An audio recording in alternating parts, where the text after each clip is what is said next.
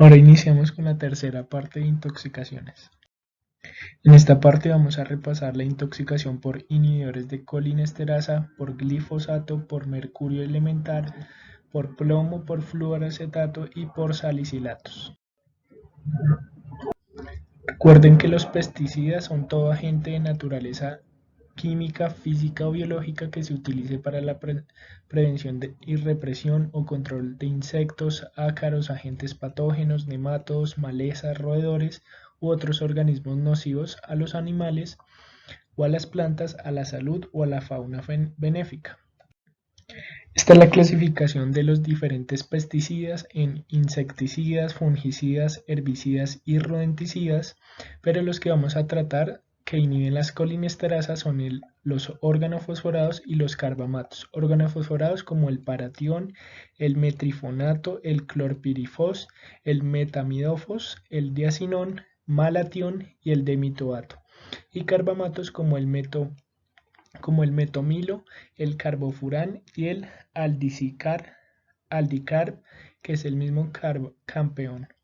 Y también se pueden clasificar si son inorgánicos, vegetales, órganos sintéticos o si son microorganismos vivos. Entonces, dentro de los pesticidas que inhiben las colinesterasas se encuentran los organofosforados y los carbamatos. Son los responsables de la mayor parte de intoxicaciones por pesticidas en Colombia.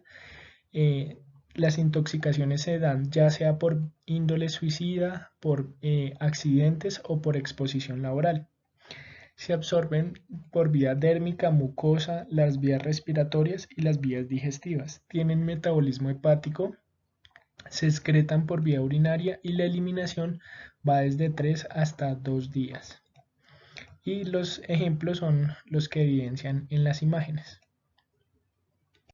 Y esta es la clasificación según la toxicidad en 1 a 4 grados, categorías, y se definen según extremadamente tóxicos, altamente tóxicos, medianamente y ligeramente tóxicos. Y acá se dan los ejemplos de los grados de toxicidad. Por lo que es de utilidad si se puede tomar una foto o indicar el color de la tapa de cierto órgano fosforado o carbamato, según si es rojo, amarillo, azul o verde, para saber el grado o la categoría de toxicidad. Recuerden que los organofosforados y carbamatos son inhibidores de la acetilcolinesterasa. Por lo tanto, al inhibir acá la acetilcolinesterasa, aumentan las concentraciones de acetilcolina y por lo tanto aumentan su unión a los receptores muscarínicos y nicotínicos en las terminaciones nerviosas. Aumentan así la acetilcolina y la unión a estos terminales y receptores y generan una hiperestimulación del sistema nervioso parasimpático. Por lo tanto, van a generar un síndrome colinérgico con un síndrome muscarínico por activación de receptores muscarínicos o un síndrome nicotínico por activación de receptores nicotínicos o un síndrome central.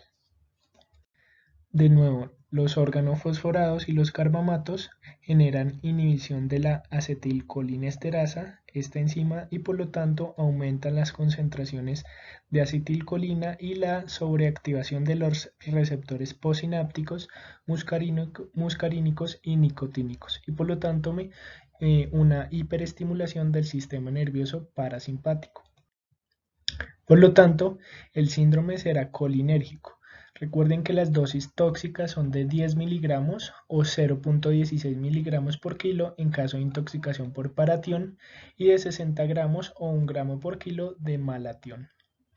Por lo tanto, predominarán las manifestaciones clínicas parasimpáticas con bradicardia, hipotensión, taquipnea, hipotermia, piel pálida, pupilas mióticas, diaforesis y depresión del sistema nervioso central. Les dejo esta tabla donde resume las manifestaciones clínicas según el receptor nicotínico o muscarínico activado y según la ubicación de estos diferentes tipos de receptores. Sin embargo, a nivel del sistema nervioso central, la alteración del estado de conciencia, pueden presentar crisis epilépticas, apnea, coma, diaforesis, visión borrosa, miosis o pupilas mióticas, pueden presentar broncoconstricción, broncorrea, bradicardia o taquicardia, cianosis, secreciones por la broncorrea, episodios eméticos, hipotensión o hipertensión, fasciculaciones y parálisis.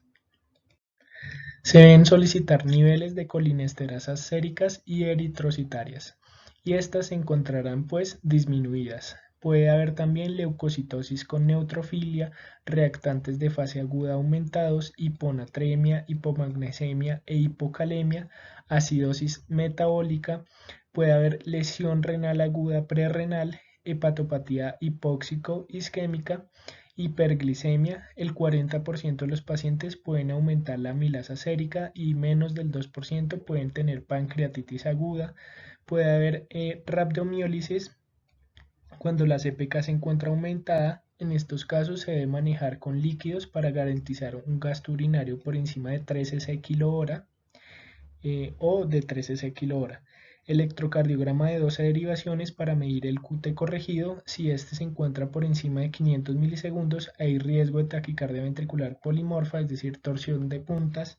Y cuando el QT corregido se encuentra normal, recuerde, hombres menor de 440 milisegundos y mujeres menor de 460 milisegundos. El manejo será de soporte, evaluación primaria ABCDE. En paciente estable se deben iniciar medidas de descontaminación, las que vimos. En paciente inestable se debe estabilizar primeramente con el soporte ventilatorio, soporte circulatorio inicial. Se puede considerar atropina si el paciente se encuentra inestablemente para retroceder todos los efectos colinérgicos, dado el efecto anticolinérgico de la atropina. La dosis será de 0.5 miligramos cada 5 minutos, máximo 3 miligramos. Se pueden aspirar las secreciones dada la broncorrea. Se debe intubar al paciente si tiene un Glasgow menor a 8. No deben utilizar succinilcolina porque prolonga el tiempo de la parálisis, porque pues las colinesterasas se encuentran inhibidas. La descontaminación debe realizarse con un baño con agua bicarbonatada del 3% y jabón. El lavado gástrico solamente si es menor a 1 hora post ingesta y el carbón activado menor a 2 horas post ingesta. Sin embargo, prefiera el carbón activado y, como hablamos, el lavado gástrico ya no se utiliza.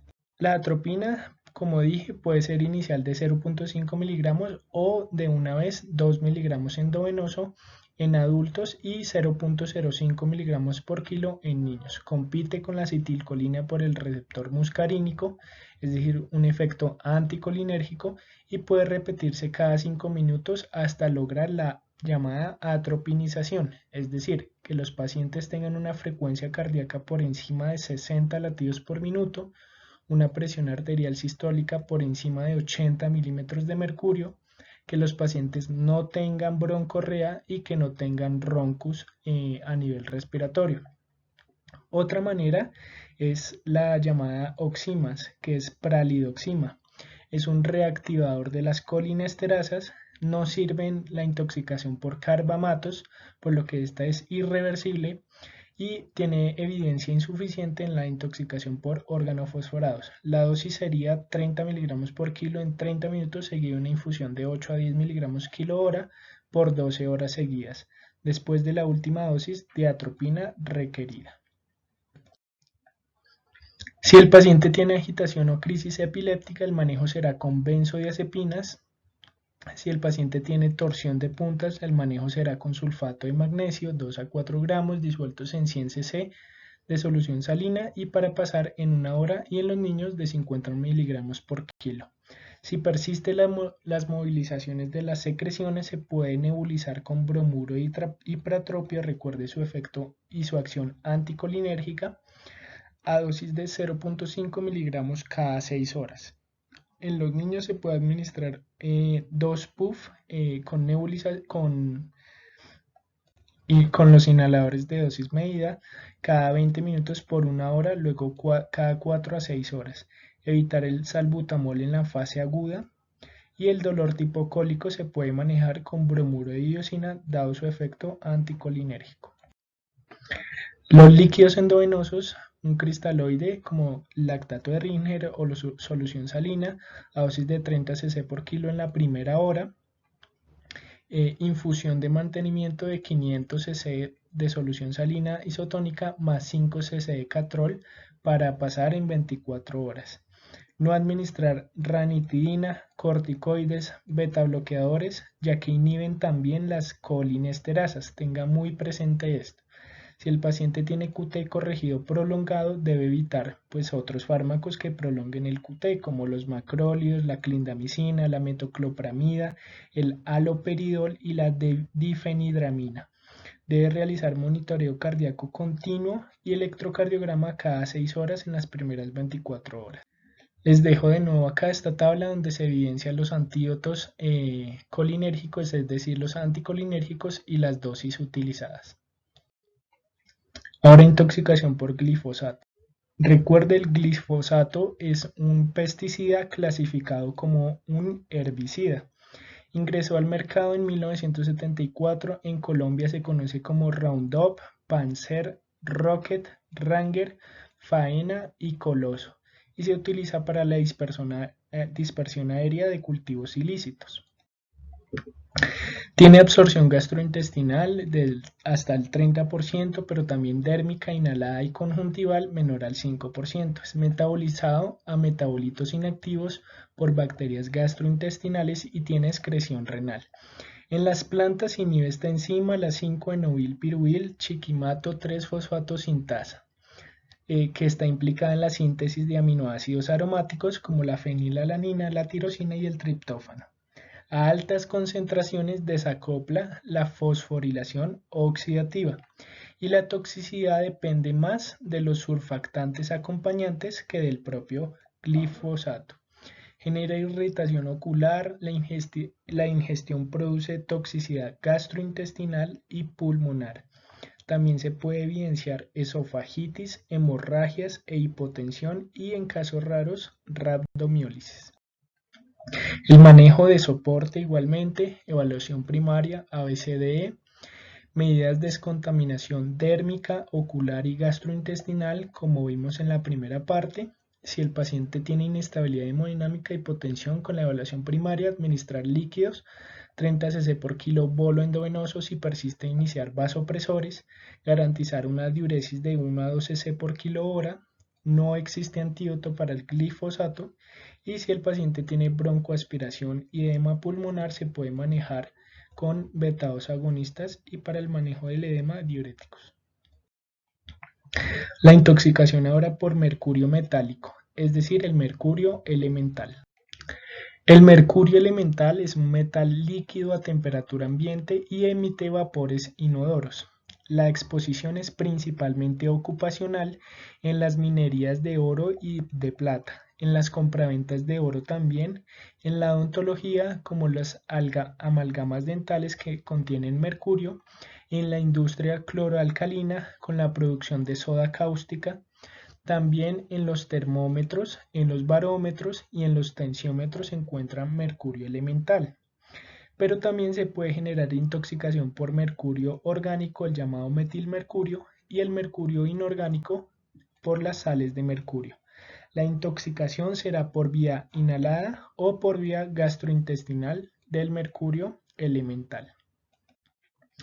Se une el 50% a la albúmina, se distribuye a cerebro, riñón, hígado y vaso. No se absorbe gastrointestinalmente excepto las formas orgánicas e inorgánicas.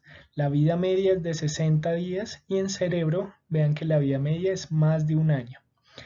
La excreción es renal.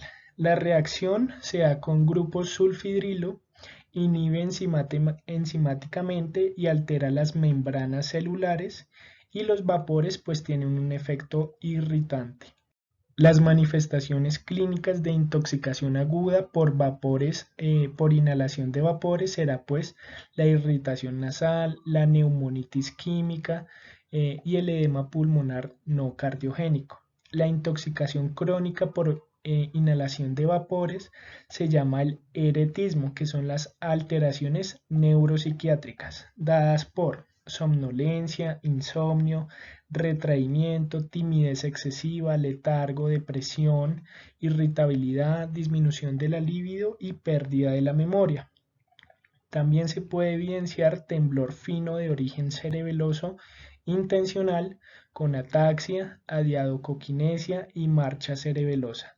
La polineuropatía sensitivo-motora simétrica, manifestaciones gastrointestinales y renales como proteinuria y lesión renal aguda, el clásico ribete de Gilbert, que es la coloración grisáceo azulada en las encías, como se evidencian en las imágenes, la estomatitis mercurial con gingivitis, hipersalivación y síntomas de feocromocitoma por aumento de catecolaminas.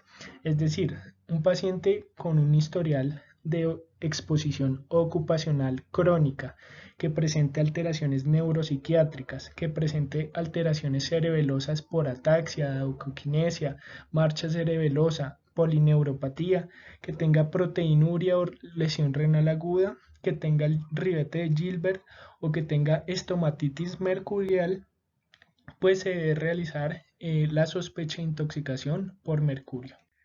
Las manifestaciones por intoxicación por mercurio inorgánico serán por quemaduras en la orofaringe, náuseas, vómitos, gastroenteritis hemorrágica y si es crónico el eretismo, el ribete de Gilbert y la alteración túbulo-renal por oliguria.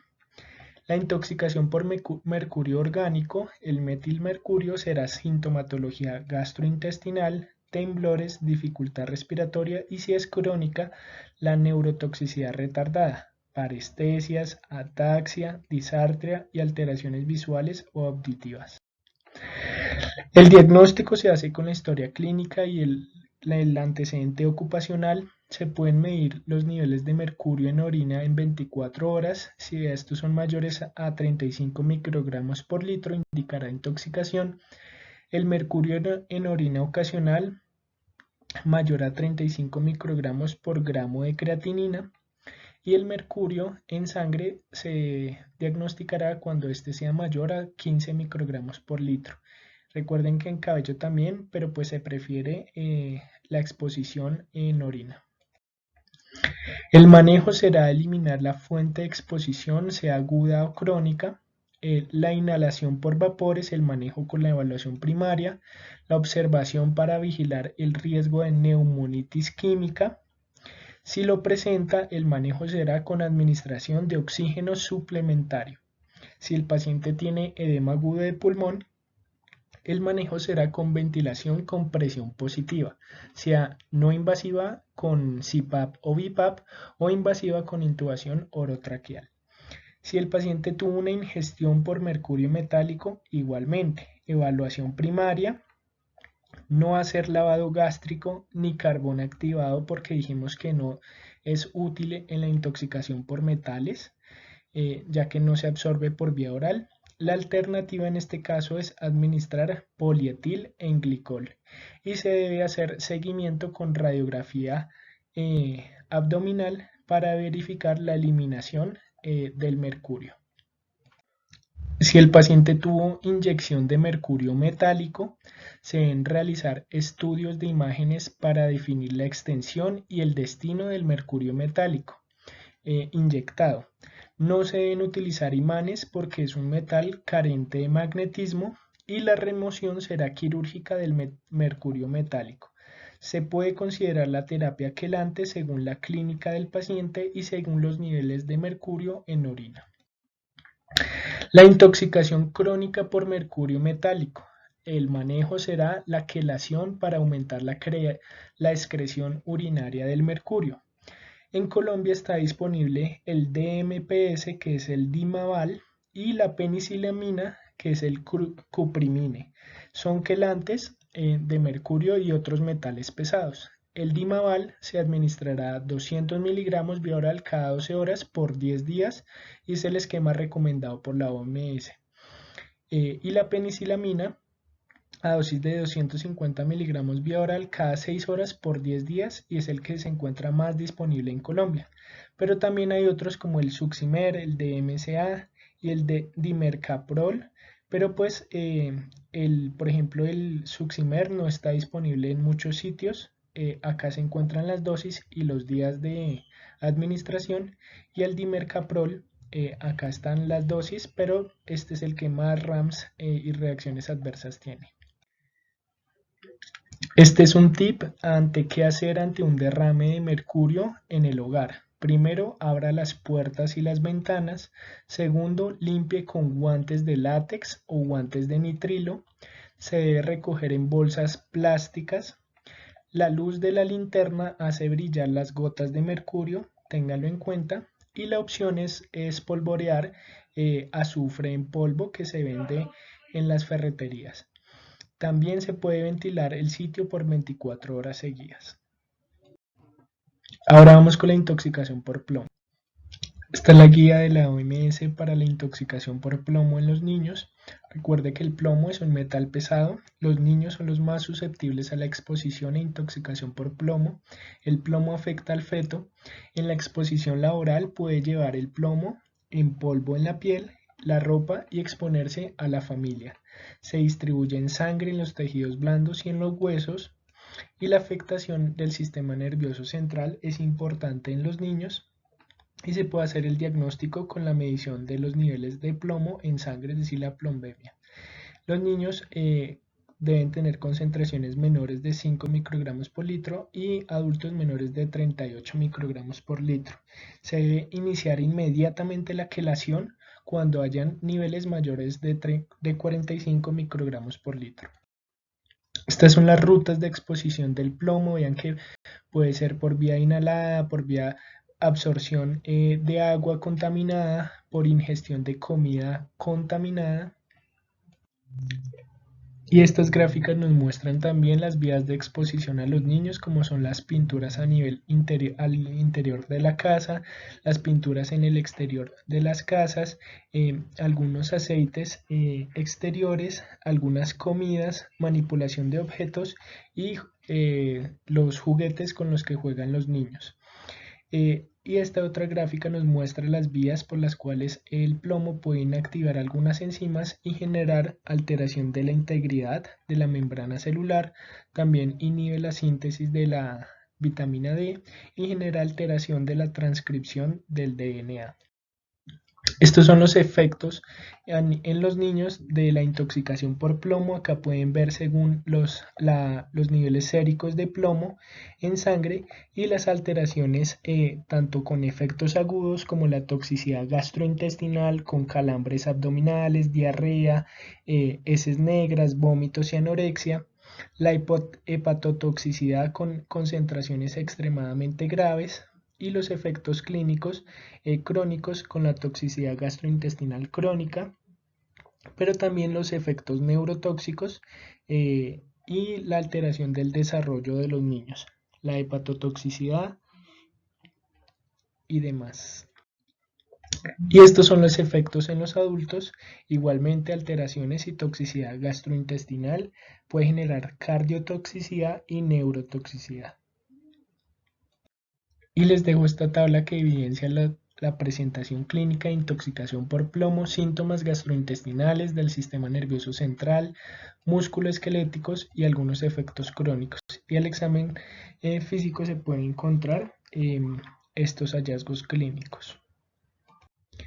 Esta tabla clasifica la severidad de la intoxicación por plomo en clase 1, 2A, 2B, 3, 4 y 5, según las concentraciones séricas de plomo en sangre. Y recuerden que a partir de las concentraciones mayores de 45 microgramos decilitro se deben iniciar manejo e intervención médica. Estos son algunos hallazgos que se pueden observar en intoxicaciones crónicas por plomo. Se pueden observar bandas densas transversales que se evidencian líneas de plomo a nivel metafisiario de los huesos largos, como se evidencia en estos huesos. El manejo de la intoxicación aguda, evaluación primaria, se debe avisar a las autoridades para determinar la fuente. Se debe realizar quelación con el dimercaprol o la penicilamina a estas dosis que están indicadas acá. Si se utiliza el VAL, se administra con ETA. Y también se puede utilizar el Suximer, que es el DSMA, a estas dosis que se encuentran acá. Ahora la intoxicación por fluoroacetato. El fluoroacetato de sodio es el llamado compuesto 1080, es un raticida y produce la llamada síntesis letal de Peters, que bloquea irreversiblemente el ciclo de Krebs. Se puede realizar cuantificando el fluoroacetato de sodio en orina. El tratamiento será con etanol absoluto o alcohol al 29%, hasta alcanzar una alcoholemia de 100 a 120 miligramos por decilitro. Como genera hipocalcemia secundaria, también se trata con la administración de gluconato de calcio. Puede tener efectos cardíacos a nivel del sistema nervioso central y cardíacos netamente del sistema nervioso central, o bradipnea y bradicardia como una respuesta atípica. El fluoroacetato de sodio inhibe el ciclo de Krebs al bloquear la enzima aconitasa. Si bloquea esta enzima, se acumula el fluorocitrato, y el fluorocitrato por un lado genera quelación del calcio y por eso se explica la hipocalcemia.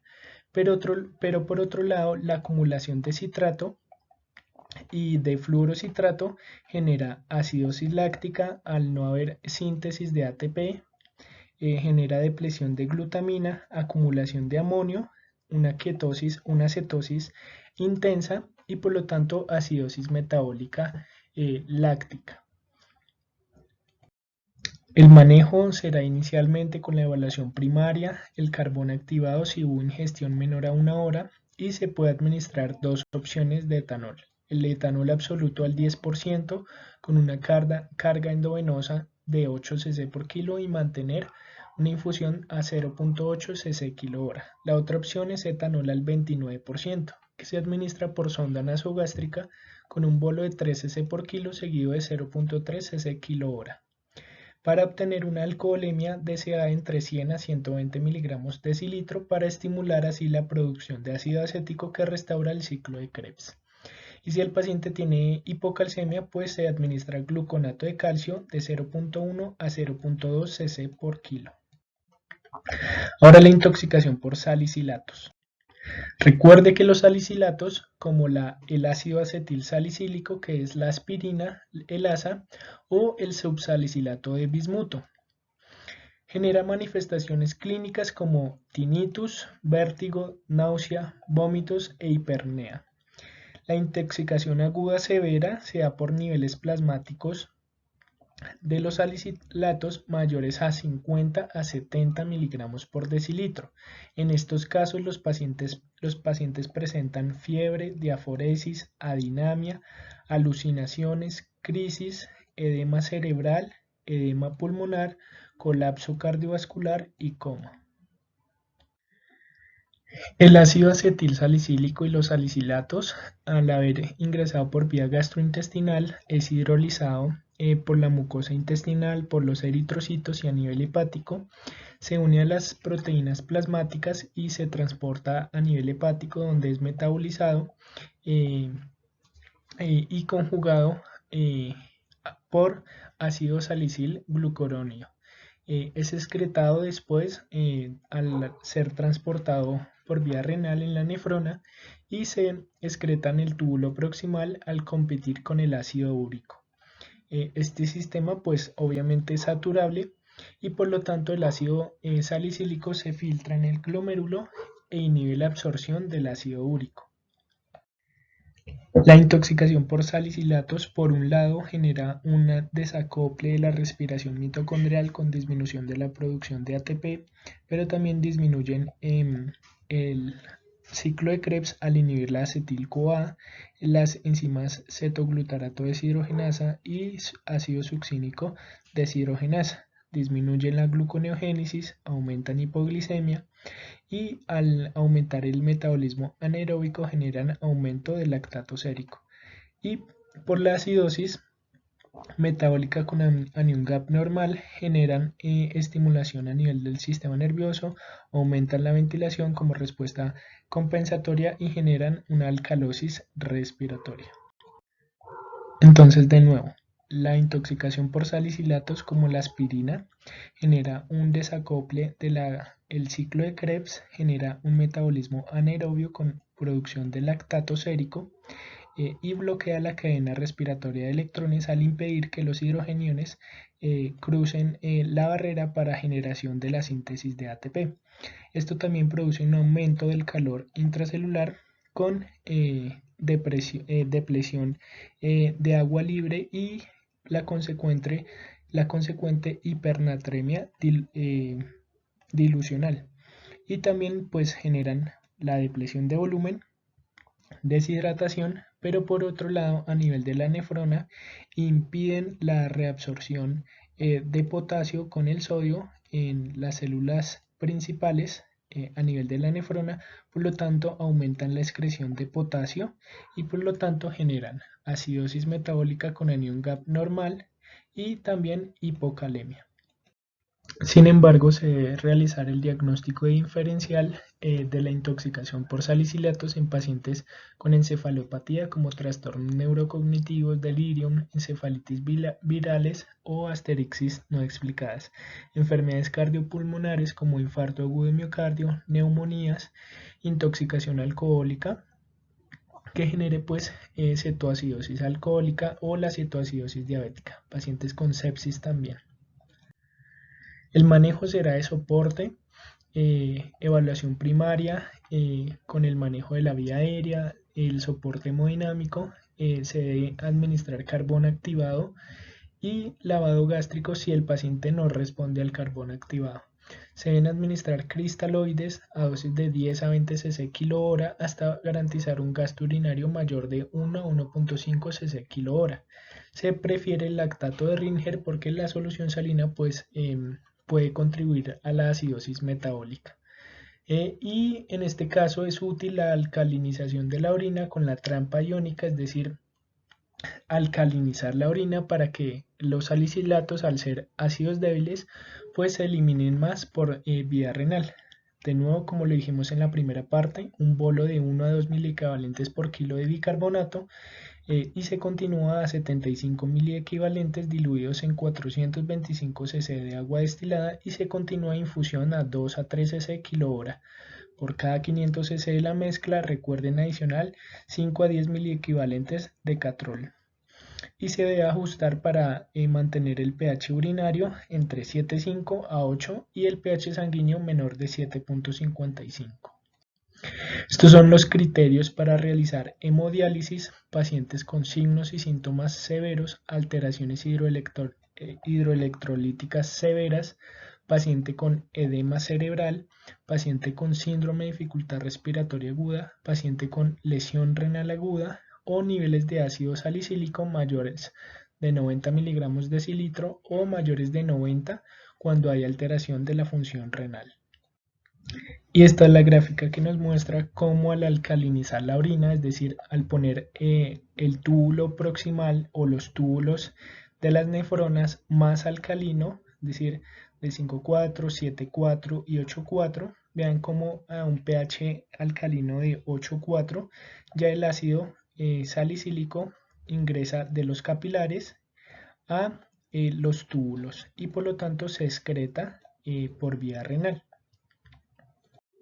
Espero les sea de utilidad.